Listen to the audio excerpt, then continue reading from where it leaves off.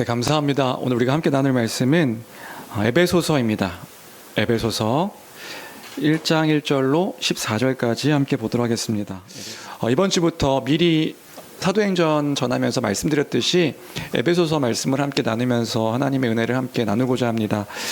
에베소서는 바울 사도가 에베소 교회를 중심으로 해서 아시아 주에 있는 교회 성도들에게 쓴 편지가 에베소서입니다. 그러니까 아시아에 있는 교회들, 여러 교회들에게 에베소 교회 성도들에게 편지를 썼는데 그 중심으로 이제 돌려가면서 회람용으로 쓴 편지가 에베소서입니다. 그래서 에베소서는 어떠한 교회의 문제를 다뤘다기보다 보편적인 그 교회에 대한 이야기를 하고 있는 특징을 갖고 있는 게 에베소서 그 내용의 특징입니다. 사도행전을 통해서 마지막으로 나눴던 그 선교 여행의 지역이 에베소 교회였기 때문에 우리도 지난주에 에베소 교회 장로들을 초청해서 마지막 고별 설교했던 것 기억한다고 한다면 이 에베소라는 교회, 에베소라는 지역 자체가 그렇게 낯설지 않은 교회일 것 같아서 우리가 이 에베소서를 통해서 또 생각하고 또 누리게 될 것들이 이제 좀 더 많을 것 같은데, 에베소서만을 위한 교회 그 편지가 아니었고 에베소를 중심으로 여러 교회에게 쓴 편지임을 기억할 때에 그 말씀의 교회에도 이제 전달되어진 편지다, 하나님의 말씀이다 라고 기억하며 하나님의 은혜를 동일하게 누리는 그런 은혜의 시간들이 되었으면 좋겠습니다. 그런 맥락에서 우리가 가장 먼저 에베소서의 기본적인 배경을 정리하고 오늘 본문을 살펴보면 좋을 것 같은데요. 에베소서는 언제 기록되었는가? AD 60년에서 62년 사이에 기록되어졌다고 이렇게 이야기되어집니다. 어디서 기록되었는데 바울 사도가 로마 감옥에 갇혀 있을 때에 기록한 편지가 에베소서다. 특별히 이 에베소서를 옥중서신이라고 부릅니다. 성경을 조금 알고 계신 분들이라고 한다면 신약 성경에 에베소서, 빌립보서, 골로새서, 빌레몬서 이 네 권을 옥중서신이라고 부르죠. 왜 옥중서신이라 부르냐면 이 바울 사도가 감옥에서 쓴 편지라고 해서 이 네 개의 편지를 옥중서신이라고 부릅니다. 그럼 왜 바울이 감옥에 갇히게 되었는가? 우리 지난주 설교를 좀 기억하고 사도행전을 좀 기억한다고 한다면 3차 선교 여행의 마지막 종착지로 바울이 어디로 들어가기로 결정했는지 기억하실까요? 예루살렘. 네, 예루살렘으로 우리가 살펴보진 않았지만 들어가게 된 것입니다. 들어가게 되었는데 그때 오순절에 모여 있었던 유대인들, 수많은 유대인들이 바울을 알아보고 이제 그 박해와 또 모함과 이런 일들이 있게 되어서 이제 모질게 매질을 맞아 죽을 뻔한 위기에 처하게 되었을 때 그 소동으로 인해서 그 로마의 그 군인들이 이제 바울을 잡아가게 되었고 바울을 재판하게 되었는데 바울은 로마 시민권을 가지고 있었던 사람이었던 거예요. 그러니까 로마 황제에게 재판을 받을 수 있는 권한이 있었던 거죠. 그때에 로마 전국의 10%만 로마 시민권을 가지고 있었고, 로마 시민권을 가진 사람의 특징은 뭐였냐면 그 황제 앞에 나아가서 재판을 받을 수 있는 권리가 있었기 때문에, 권한이 있었기 때문에 바울이 그것을 사용했던 겁니다. 그래서 바울이 로마로 압송되게 되었고, 예루살렘에서 잡혔는데 로마로 압송되게 되었고, 그 재판을 받기를 기다렸던 시간이 약 2년이라는 시간이 소요가 됩니다. 그때 감옥에서 쓴 편지가 이제 에베소서, 빌립보서, 골로새서, 빌레몬서 이 네 권의 편지다. 그때 쓴 편지임을 우리가 알 수 있고요. 여기서 조금 더 배경 설명을 하자면, 바울이 로마 감옥에 갇혀서 쓴 편지라고 이야기를 했습니다. 그럼 우리가 이 로마 감옥에 갇힌 바울을 이제 상상하게 될 때에 어떤 상상을 할 수 있을까? 저도 그랬던 것 같고요. 그러면 이제 보통 제가 그림을 준비를 했는데, 보통 감옥에 갇힌 바울 상상하면 이런 그림을 상상하게 되는 거죠. 막 동굴이나 어떤 그 감옥에 갇혀서 막 옥고와 쇠사슬에 막 헐벗고 두들려 맞고 피 흘리며 그렇게 생활하는 예전 막 그 일제 시대의 순교자와 같이 막 고문당하는 그런 어떤 순교자의 모습을 우리가 떠올릴 수 있는데, 아니면 교도소에 갇혀가지고 그렇게 생활하는 바울을 생각할 수도 있지만, 그 로마에서의 감옥의 생활은 이제 달랐다고 이야기를 합니다. 가택 연금 생활. 그러니까 재판을 받기 전까지 이 시민권을 가지고 있는 사람은 어떻게 이제 재판을 기다리냐면 집안에 갇혀서 나올 수 없는 구금 상태로 재판을 기다릴 수 있었다고 해요. 근데 그때 특징은 뭐냐면 이런 그림인 거죠. 제가 이거를 붙여놨었군요. 그러니까 아주 똑같다고 할 수는 없지만 그런 거죠. 이제 우리 예전에 조선시대 생각해 보면 사극 유배지로 이렇게 떠나게 되면 유배지에서 어떤 한 집에 갇혀가지고 나올 수 없는 그런 가택 연금 상태를 이제 맞이하게 되잖아요. 유배당한다 그러면은 보통 그것들을 떠올리는데 바울의 상황이 그러한 상황이었다. 그래서 이제 아직 유배 당한 것과는 좀 다르게 이제 죄인으로서 있는 것이 아니고 재판을 받기 전에 재판을 기다리는 동안에 그 로마에서 마련해준 집에 갇혀서 나갈 수 없는 자유가 없는 상태로 그렇게 갇혀 있는 상태. 그런데 이제 24시간 로마의 군인들이 상시 거주하면서 바울을 감시하는 거죠. 어딜 도망가지 못하게. 그럼 그때 어떻게 감시했는가? 죄수의 한쪽 손에 쇠사슬을 묶어놓고 오른손에 쇠사슬을 묶어놓고 왼쪽 손에는 로마 병정의 손에 쇠사슬을 묶어서 이렇게 24시간 동안 같이 상주하면서 감시하게 되어지는 거예요. 쇠사슬을 묶어서. 그러면 잠잘 때도 쇠사슬을 묶인 채 잠을 자야 되고요. 잠자는 동안에도 로마 병정이 그 바울을 감시해야 하는 그런 가택연금의 상황이 바울의 상황이었다. 그러한 때에 재판을 기다리는 거예요. 언제 재판이 있을지도 알지 못한 채 재판을 기다리는 거죠. 마치 사형수가 사형을 기다리는 것처럼 로마 황제가 어떤 그 사람들의 선동에 그 재판에 요동한다면 바울에게 사형 선고를 내릴 수도 있는 것이고요. 무죄로 선고받을 수도 있고요. 또 한편으로는 태형으로 벌을 받을 수도 있고요. 그렇게 재판을 기다리던 상황이 바울이 감옥에 갇혀 있을 때의 그런 상황이었습니다. 그러니까 언제의 어떤 일들이 이 바울에게 있을지 모르며 기다리고 있었던, 밖으로 나가지 못한 채 전전긍긍하며 기다리던 상황이 바울의 그 감옥 가택연금의 상황이었다. 그럼에도 불구하고 그때 허용된 것은 뭐냐면 면회는 허용됐다고 합니다.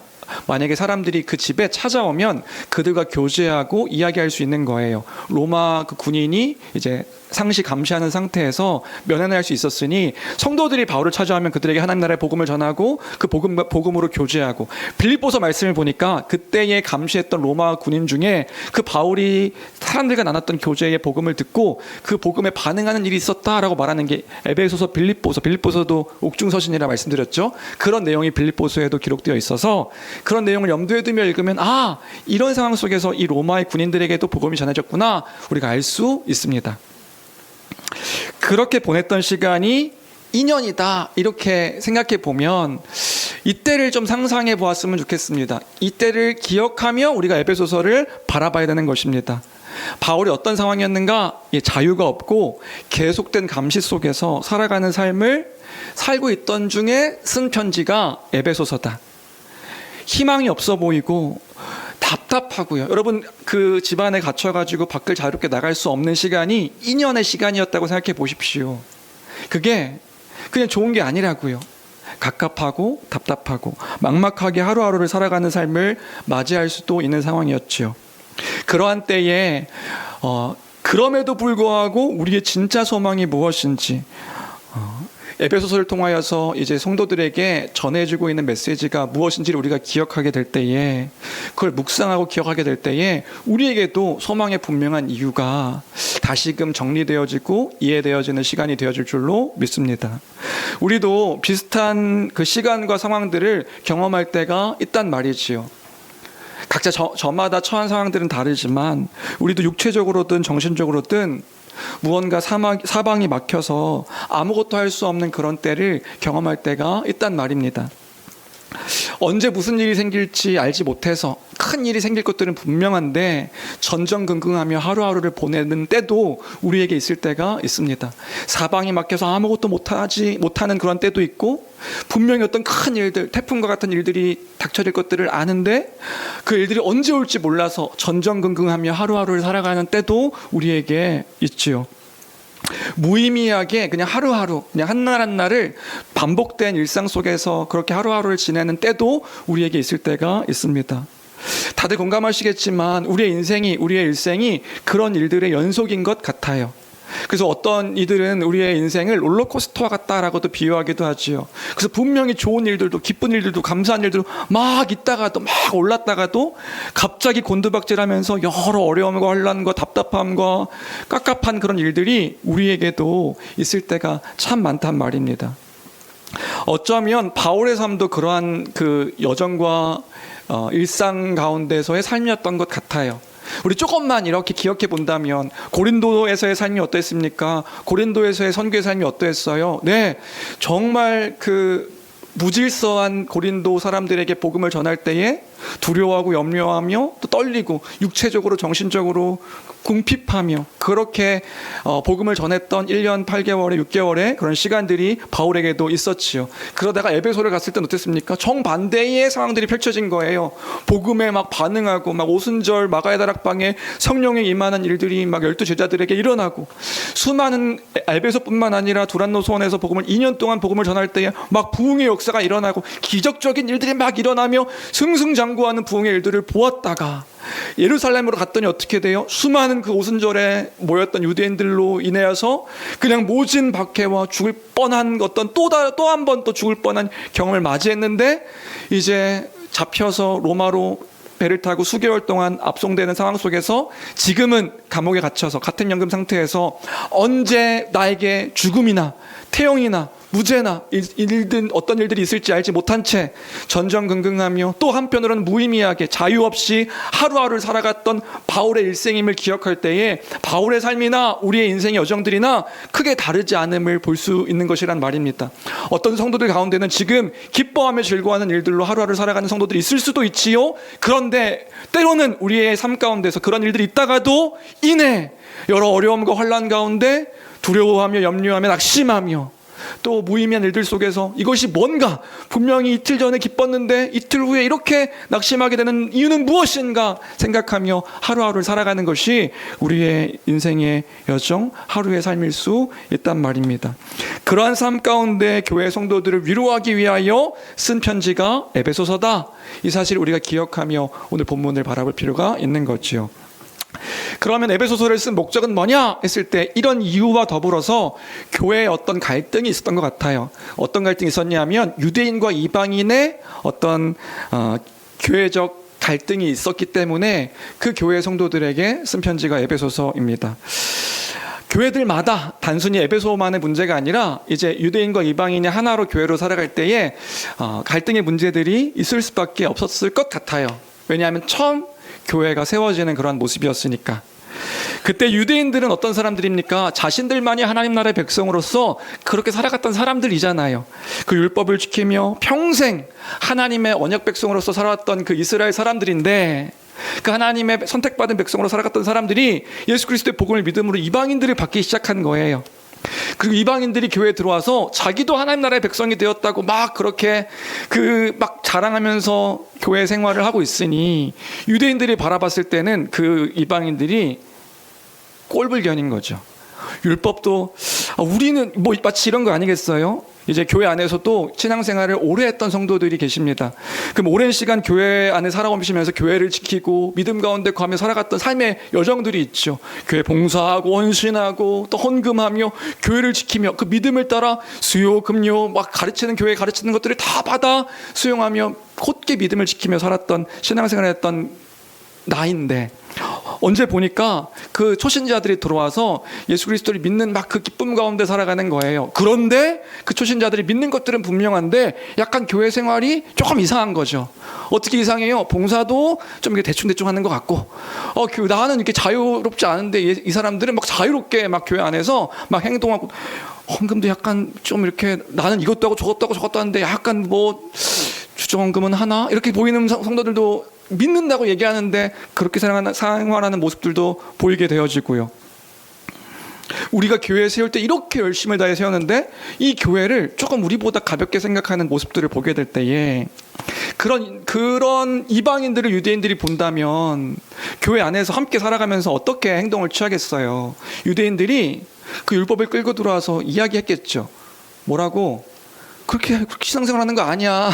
그 교회 안에서 그렇게 함부로 얘기하면 안 되고, 율법, 하나님의 법이 이렇게 있는데, 교회 안에서, 봉사하고 헌신하고 하는 것들이 이만큼 해야 하는 거야. 라고 이제 이야기하는 모습들이 유대인들에게 있었을 것이고요. 그걸 받는 이방인들은 유대인들을 어떻게 바라봤을까요? 저 뭐야? 율법주의자들 아니야? 저 율법 가지고 와가지고 계속 우리에게 잔소리하고 하는 것들이 저 사람들 예수를 제대로 믿는 거 맞아? 자유함이 없네? 하며 정죄하는 일들도 있을 수도 있고요.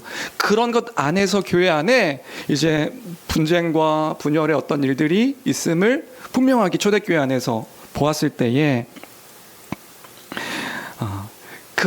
그러한 때의 교회가 무엇인지를 다시금 바울 사도가 기억하게 하기 위해서 교회가 어떻게 하나된 공동체이고 또 성도들은 그런 때에 어떠한 삶과 기준으로 살아가야 되는지를 이제 분명하게 알려주기 위해 쓴 편지가 에베소서다. 그래서 에베소서의 기록 목적은 그 성도들이 어떤 존재이며 또 교회가 어떤 존재이고 또 그런 교회가 어떠한 삶을 살아가야 되는지에 대한 기준을 이제 알려주고 있는 편지가 보편적인 단순히 에베소서만의 문제가 에베소 교회만이 아니라 여러 교회들의 어떤 보편적인 교회에 대한 이해들을 설명해 주기 위해 쓴 편지가 에베소서다.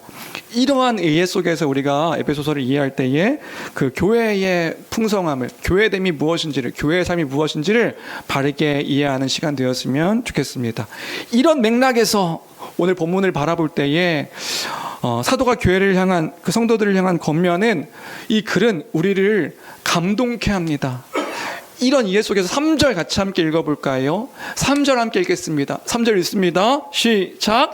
찬송하리로다 하나님 곧 우리 주 예수 그리스도의 아버지께서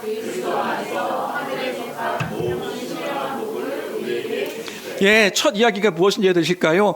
찬송합니다. 나는 찬송합니다. 그리고 우리 찬송합시다. 이렇게 이야기하는 거예요. 뭘 찬송하자고요? 하나님 곧 우리 주 예수 그리스도의 아버지께서 하늘에 신령한 그 모든 복을 우리에게 다 주셨으니 우리가 함께 찬송합시다. 이렇게 이야기하고 있는 것이 3절의 이야기인 것이에요. 에베소서를 묵상하면서 이 3절 한 구절만 봐도 너무나 큰 감동이 됐는데 이것이 왜 감동이 되었느냐 하면 우리가 찬송해야 할 이유가 있다는 거예요. 그 이유가 뭐냐? 하늘에 속한 모든 신령한 복을 우리에게 주셨으니 하나님께서 하늘에 속한 그 모든 신령한 영적인 복들을 우리에게 다 주셨으니 우리 함께 찬송합시다. 이렇게 이야기하고 있는 거란 말이에요. 그런데 지금 바울이 이 편지를 쓰고 있는 때가 어떤 때인지를 기억하면 이것이 너무 큰 감동이라 이야기하지 않을 수 없는 거죠. 바울이 어떤 상태였다고요? 현실적으로는 한 손에 쇠사슬이 묶여있는 그런 상태였다고요. 옆에는 로마 군인이 24시간 감시하면서 그 감시하고 있는 상태에서 이 글을 쓰고 있는 바울이었다. 자유가 없는 몸에 그 답답함 가운데 모든 것들이 사방으로 막혀 있어서 아무런 어떤 일들도 할 수 없는 그 긴 시간들, 하루하루 무의미하게 흘러가는 그런 시간들 속에서 오늘이 월요일인지 화요일인지 수요일인지 알 수 없었겠지요. 갇혀 있으니까요. 그런 하루하루의 일상 속에서 바울이 지금 이 편지를 쓰고 있는 거란 말입니다. 어떻게 보면 바울의 여정 중에 이 2년이라는 시간, 긴 터널과 같은 그 어둠과 답답함의 시간들을 보내고 있는 바울이었을 수도 있습니다. 혼자 힘으로는 문 열고 밖으로 나갈 수도 없는 그런 상태인 거예요. 언제 어떤 판결이 날지 알지 못해서 하루하루를 그렇게 불안해하며 살아가는 삶입니다. 사형을 받을 수도 있고 태형으로 맞을 수도 있고 그리고 무죄로 풀려날 수도 있지만 분명히 모함받은 것들이 있기 때문에 그것은 불가능한 그런 상태 속에서 하루하루를 살아갈 때에 그런 상태에서 교회 성도들에게 이야기한 것은 뭐였냐면 우리 찬송합시다. 찬송하리로다. 하나님께서 하늘에 신령한 모든 복들을 우리에게 다 주셨음을 기억하며 우리 이때에도 찬송합시다 라고 이야기했으니 감동이 아닐 수 없는 것이다. 그러면 그 복이 무엇인가요? 하나님께서 우리에게 다 주신 그 모든 복은 무엇인가요? 그것은 바로 구원의 복인 것이지요. 하나님께서 우리를 구원하셨으니 구원입니다. 구원. 하나님 나라의 백성이 되게 하셔서 하나님 나라를 우리에게 허락하심이 구원이지요. 그 복된 일들이 우리에게 주어졌으니 이제는 그 하나님이 그 하나님 나라의 복을 누리게 하셔서 이 하나님을 알게 하시고 그 하나님을 알게 하심 속에서 이 모든 주어진 모든 것들이 하나님 안에 있음을 알게 되는 그런 삶이 우리의 삶이 되었으니 그 영원토록 하나님의 사랑하심이 우리에게 있음을, 그게 안식 아닌가. 이번 주에 우리가 안식을 나눴는데 한 몸처럼 사랑하는 공동체가 하나님의 일을 하며 보람을 누리고 그 풍요롭고 풍성함 가운데 거하는 것 복이지요. 그런데 이 모든 것들을 주신 분이 누구이신가? 우리의 생명까지도 허락하신 그분이 누구이신가? 하나님의 영광을 위해서 살게 하신 그분이 누구이신가? 하나님을 알아서, 그 하나님의 하나님 되심을 알아서 이게 살게 하시는 그 복을, 우리에게 모든 복을 우리에게 허락해 주셨으니 그 안식 가운데 영생을 맛보며 살아가는 자임을 우리 이제 알게 되었으니 누가 우리를 그리스도의 사랑에서 끊으리요?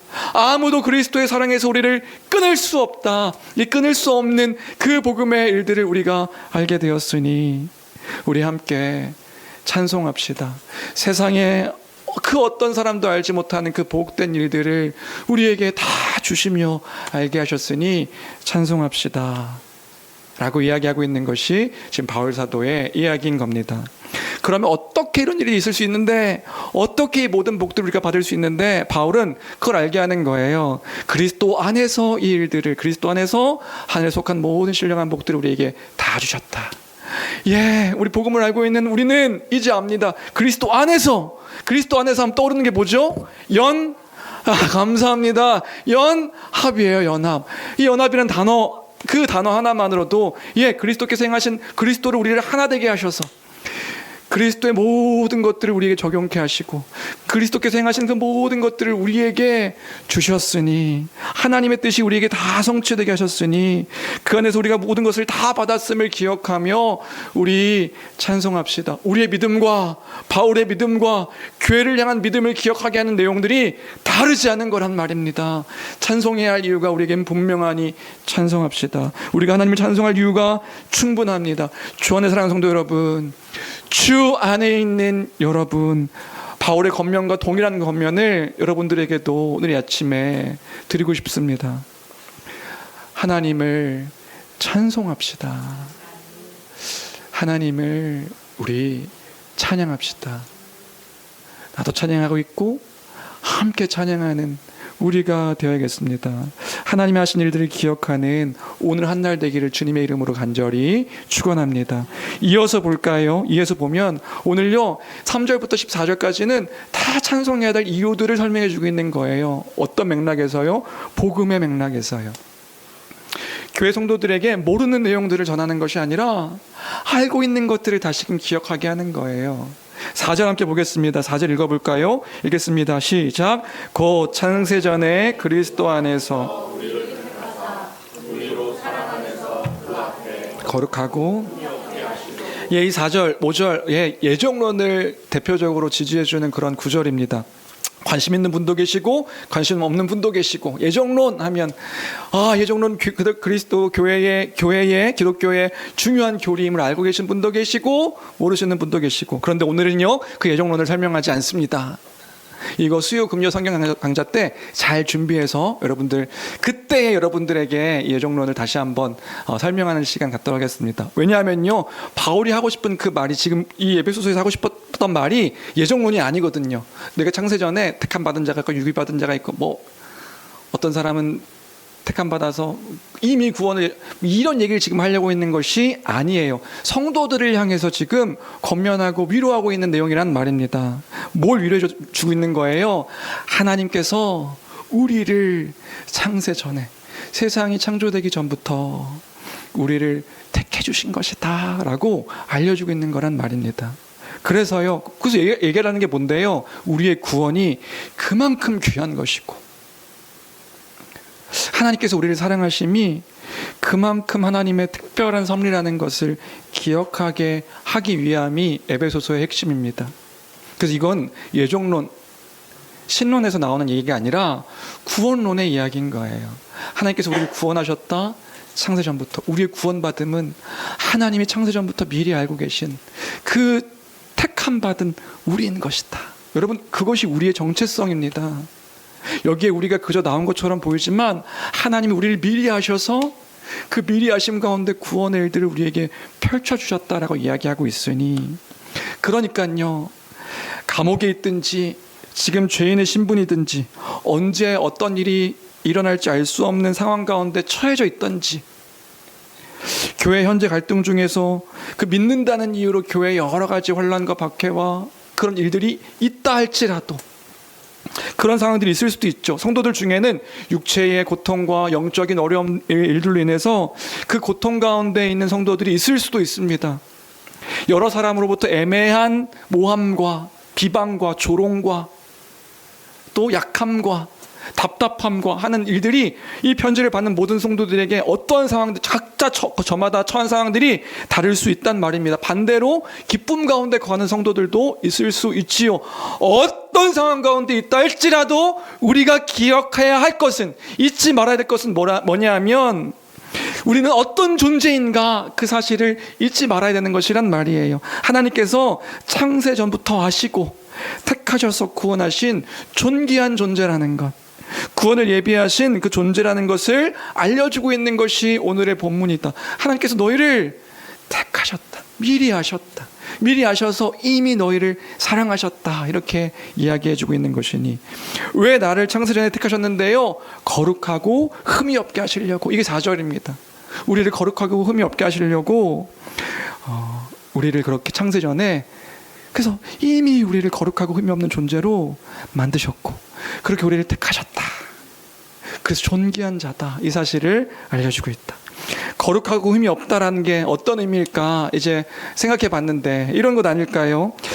이렇게 설명해 보면 어떨까 싶었습니다. 뭐냐면 제가 얼마 전에 탭 하나를 샀습니다. 여러분, 제가 이거 샀습니다. 이거 제가 새 겁니다. 새 거. 제 흔 거 아니고, 제가 저를 아시는 분들은 목사님은 항상 흔 거 사시는데 이렇게 생각할 수도 있지만 이거 새 겁니다. 새 거.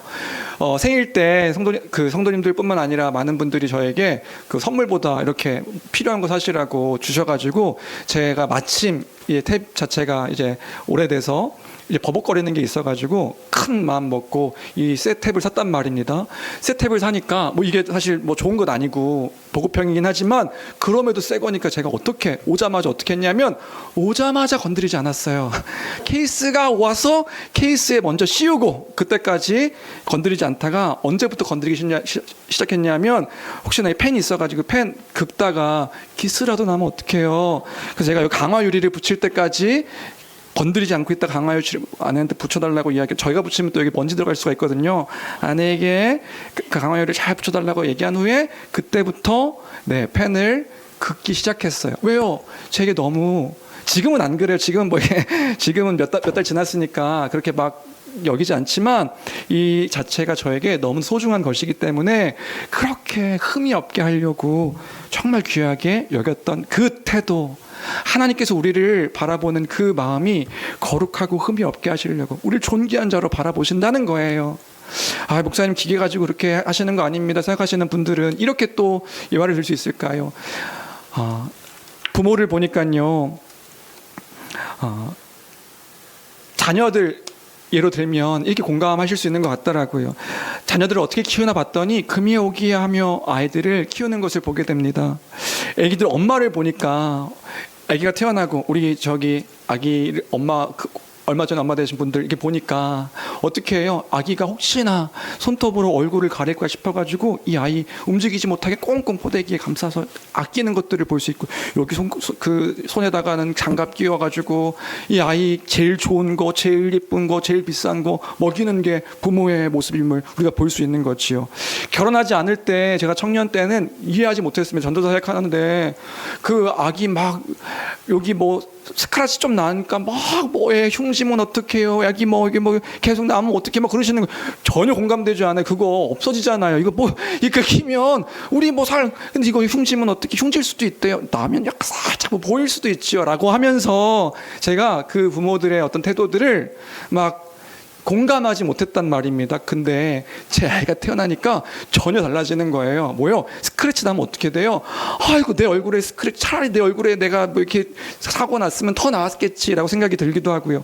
감기라도 한번 걸리면 감기 그거 사실 며칠 지나면 나을 수 있는 거잖아요. 최악의 경우를 상상하는 거예요. 우리 아이가 아파가지고 열이 올라가면 어떻게 되는가? 왜 그렇지요? 왜냐하면 이 아이를, 내 자녀를 거룩하고 흠이 없게 존귀하고 귀하게 바라보기 때문에 그 아이를 그렇게 귀하게 여기며 행동하는 것이란 말입니다. 여러분, 하나님께서 우리를 거룩하고 흠이 없게 하시려고 창세전에 우리를 택하셨다는 말씀이 그런 말씀인 것이란 말이에요. 우리를 어떻게 보시는데요? 존귀한 자로 보신다. 하나님 앞에서 귀하고 귀한 그 존귀한 자로 보신다고 이야기하는 게 지금 바울 사도의 권면이란 말이에요. 우리가 어떤 상황 가운데 있던 가운데 우리가 기억해야 되는 건 우리는 존귀한 자다. 심지어 5절에서는 이야기합니다. 5절 같이 함께 볼까요? 함께 보겠습니다. 시작. 그 기쁘신 뜻대로 우리를 예정하사 예수 그리스도로 말미암아 자기의 아들들이, 예, 하나님이 기쁘신 뜻대로 말미암아 예정하셔서 예수 그리스도로 말미암아 하나님의 자녀들이 되게 하셨다. 이것도 복음의 바른 믿음 안에서 은혜가 되는 말씀인 거예요. 여러분, 당연한 게 아닌 것이라고요. 여러분 기억하십시오. 본래 우리는 하나님의 자녀가 원래 아닙니다. 모태신앙들은 저도 그렇고요. 이런 말씀들이 감동이 없어요. 왜 감동이 없냐 하면 제가 그랬거든요. 하나님의 자녀가 되게 해주셨다는 말에 감동이 없습니다. 왜냐하면 태어날 때부터 우리는 하나님 자녀라고 생각을 하니까 그래요. 저도 목사님 아들이었고요. 목사님 자제들은 더 그렇죠. 교회 안에 살아가니까 나는 그냥 기준값이 나는 하나님의 자녀인 거예요. 하나님의 사랑받는 자라는 사실을 너무 당연하게 여기는 거죠.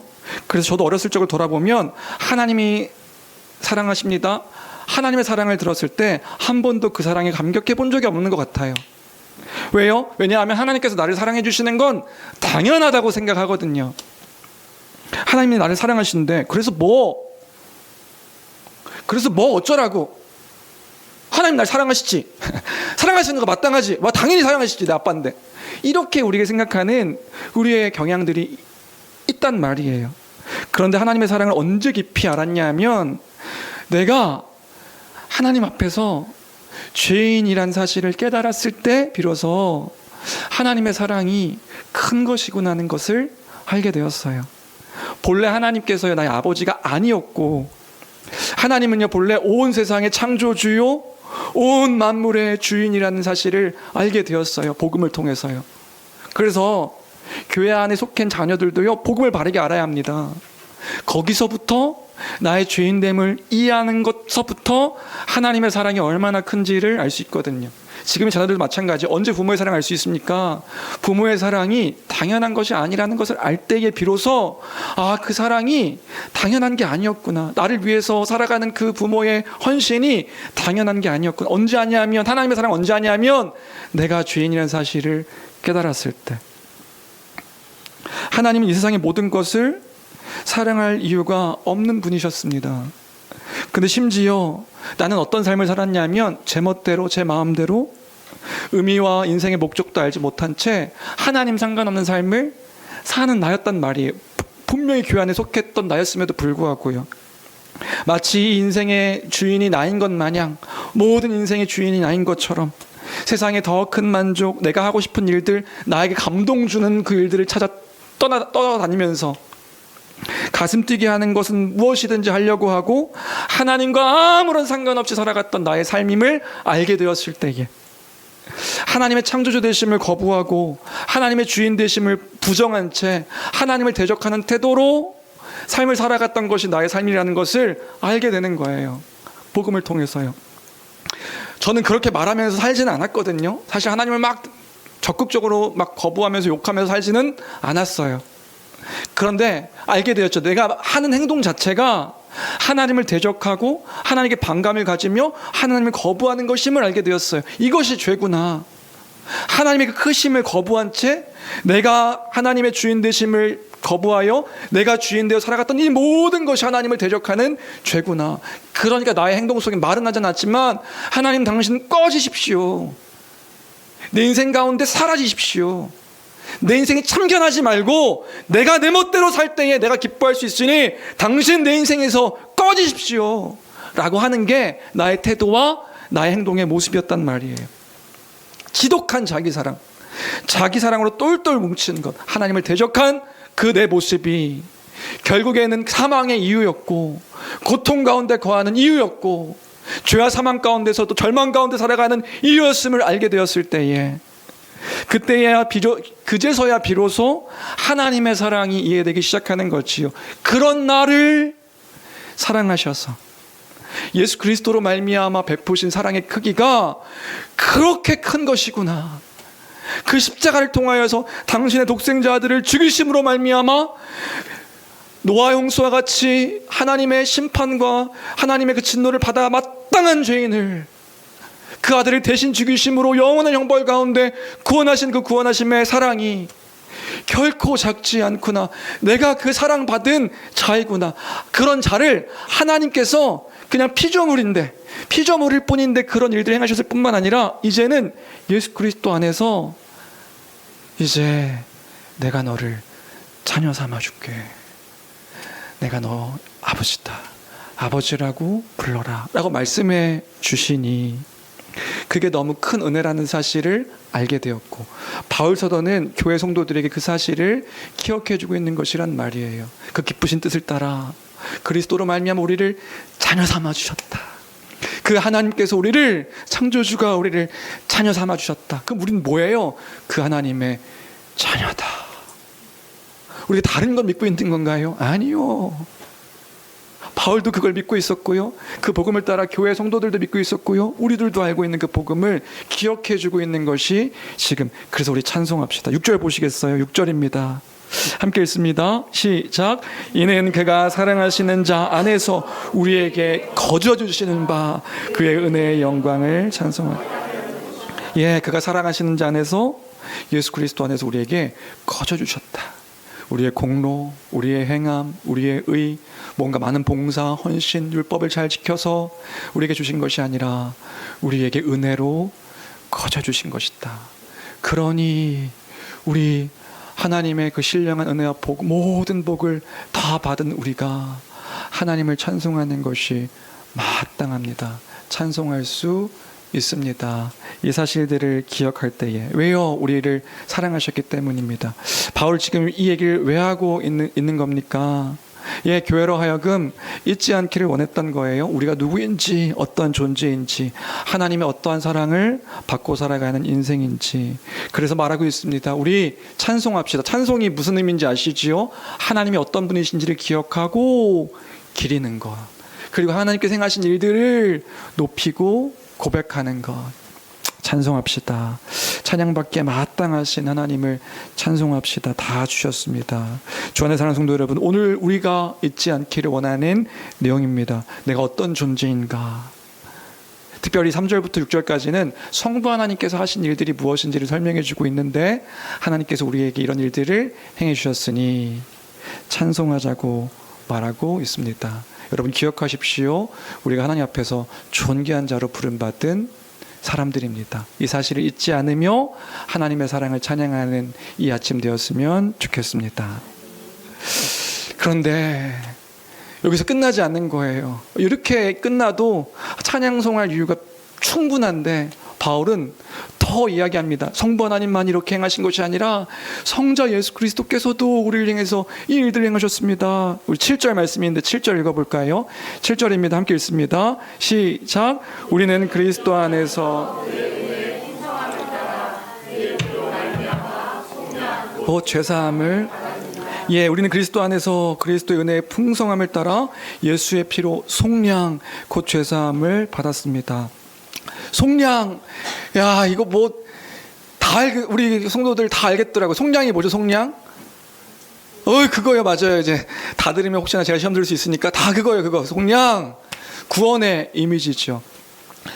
우리가 복음을 알고 있는 성도들이요, 이 속량하면 아는 거예요.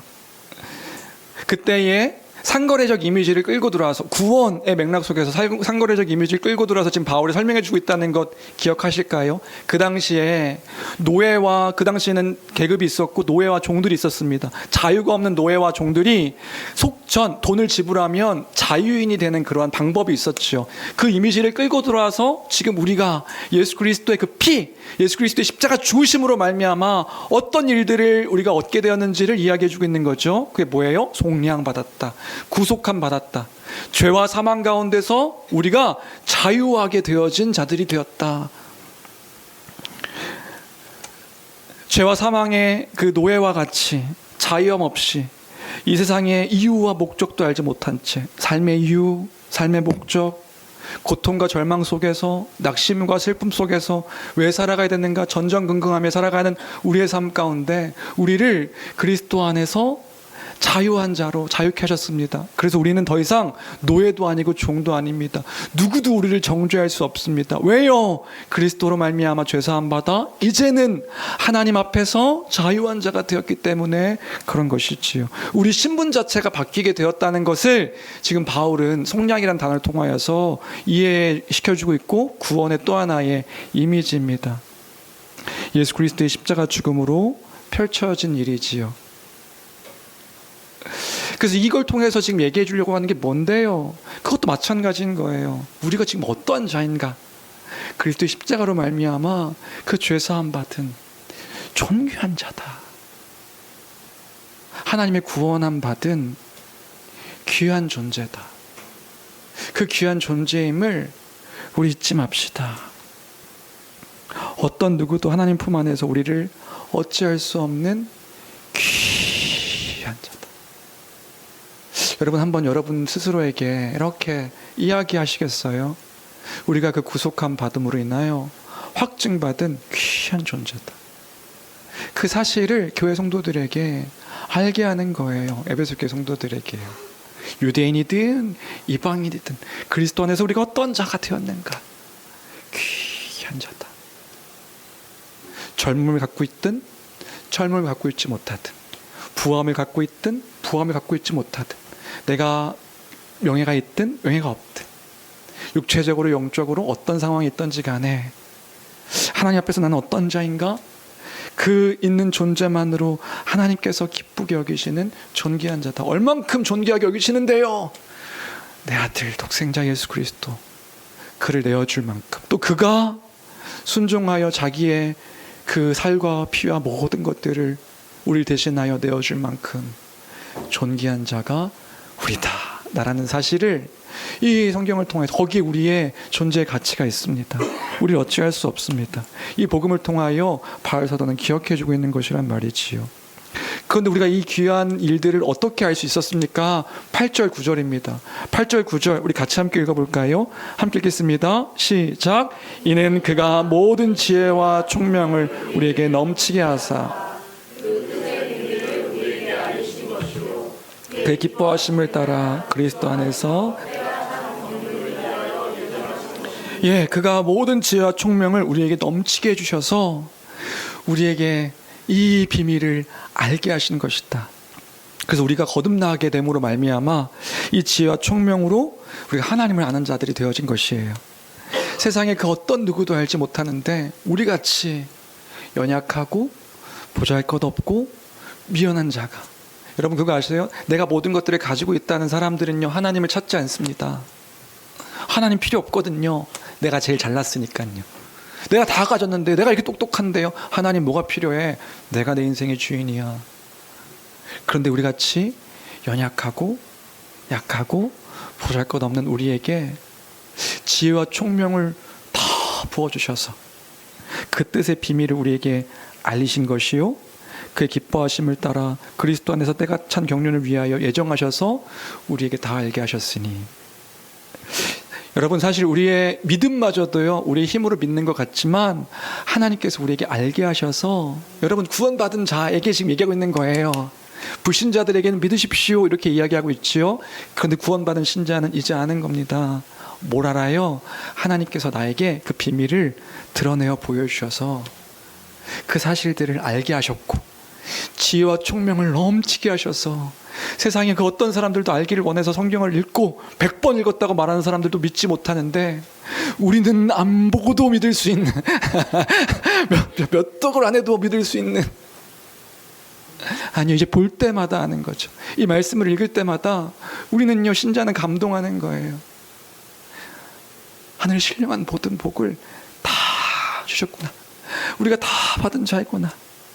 그 뛰어난 자들이 알길 원했던 그 생명의 진리를 그 하나님께서 은혜를 통하여 다 알게 하셨으니, 여러분 그래서 믿음도 은혜입니다. 그 은혜를 우리에게 허락해 주셨다고 하고 그 은혜를 받은 교회다. 오늘은 삼위 하나님께서 우리에게 행하신 일들을 기억하는 날이 되어야 될 줄로 믿습니다. 그럼 우리에게 이렇게 하신 이유가 뭔데? 12절입니다. 12절.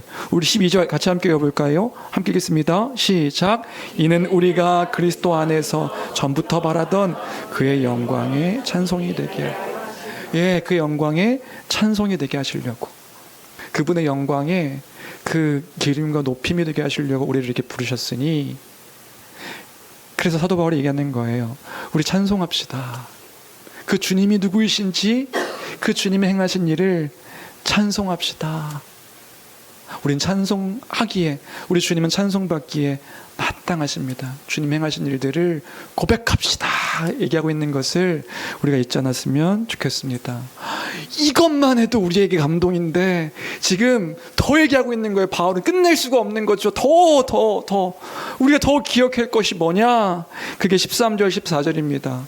예수 그리스도께서 십자가로 말미암아 속량하셨음도 우리가 기억해서 찬송할 수 있는데, 우리가 더 기억하며 찬송해야 될 것이 뭐냐? 13절 14절 우리 같이 함께 마지막으로 읽겠습니다. 함께 읽습니다. 시작.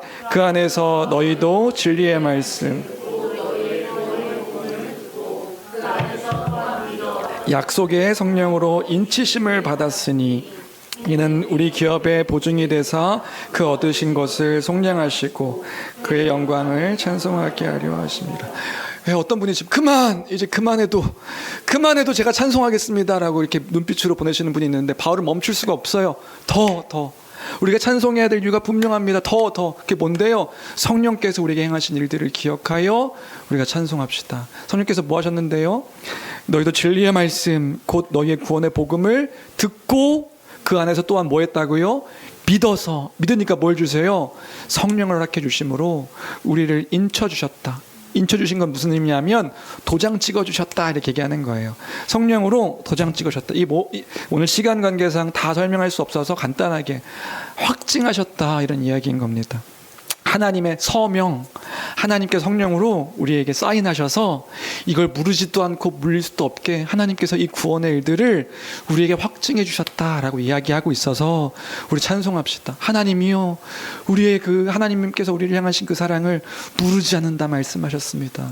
그 기업의 보증이 되게 하셨습니다. 하나님 나라의 그 복, 그 안식과 영생의 그 복의 보증으로 성령을 보내셔서 그 성령을 통하여 우리를 끝까지 인도하심을 보여주셨으니 우리 함께 찬양합시다. 이 이야기가 지금 3절부터 14절까지의 내용입니다. 에베소 교회 성도들을 향하여 그 성도들의 구원받은 정체성들을 기억하게 하기 위하여 이 지금 편지를 쓰고 있다. 이것이 왜 필요했을까요? 왜 필요했냐면 그때그때의 상황마다, 그때그때 형편마다, 그때그때 어려운 일들이 주어질 때마다 여러 일들 속에서 기쁠 때는 우리가 주님을 찬송할 수 있는데, 기쁘지 않을 때는 찬송하지 못하는 우리의 태도와 모습들이 우리에게 있으니까요. 그 주님은 찬송받기에 합당하시고 그 주님을 찬송하기에 우리는 마땅합니다. 왜요? 왜냐하면 그때에도 여전히 하나님은 그 도장 찍으심으로 말미암아 우리를 떠나지 아니하시고 그 사랑을 물으시는 분이 아니시기 때문에 우리는 어떤 존재입니까? 그때에도 여전히 귀하고 존귀한 자임을 우리 잊지 맙시다 라고 지금 교회를 향하여서 권면해주고 또 이야기해주고 있는 것을 기억할 때에 바울 사도가 그 이야기를 할 수 없는 가장 큰 상황 가운데 처해 있다고요. 왜냐하면 그가 죄인의 신분으로 쇠사슬에 묶여서 가장 아무것도 할 수 없는 그런 절망의 상태 가운데 있는 상황이었기 때문에 그래요. 그런데 먼저 그 얘기하는 거예요. 찬송하리로다. 내가 주님을 찬송합니다. 나는 이때도 주님을 찬송합니다. 내가 그 삼위 하나님의 그 구원의 일들을 알고 하늘에 속한 모든 신령한 복들을 내가 기억하여 믿고 알기에 나 복을 다 받은 자이기 때문에 나 찬송합니다. 그런데 나는 찬송합니다로 끝나는 것이 아니라고요. 우리 찬송합시다. 내가 받은 은혜가 여러분이 받은 은혜와 동일한 것입니다. 여러분이 교회로 살아가는 이 교회의 삶이 주의 크신 하늘에 신령한 모든 복을 받은 그 복입니다. 우리 함께 찬송합시다. 삼위 하나님을 기억합시다. 이 사실들을 또한 교회 모든 그 지역의 교회들에게 이야기하고 있음을 기억할 때에 이것은 우리를 향한 은혜의 복음입니다. 하나님을 찬송합시다. 찬송받기에 합당하신 그 주님의 은혜를 잊지 아니하며 감사를 고백하는, 감사를 찬양하는 우리 교회 모든 지체와 성도들 되시기를 주님의 이름으로 간절히 축원합니다. 그 은혜를 기억할 때에 오늘 이 찬양 함께 고백할 수 있을 것 같은데요. 오늘 이 복음의 내용들, 이 에베소 교회를 향한 이 복음은요, 낯선 것이 아닙니다. 당연한 일들이었습니다. 이 사실을 놓지 않기를 바라며 쓴 편지입니다. 이 마음들을 우리가 놓지 않으며 우리 함께 이 믿음의 고백으로 찬양했으면 좋겠습니다.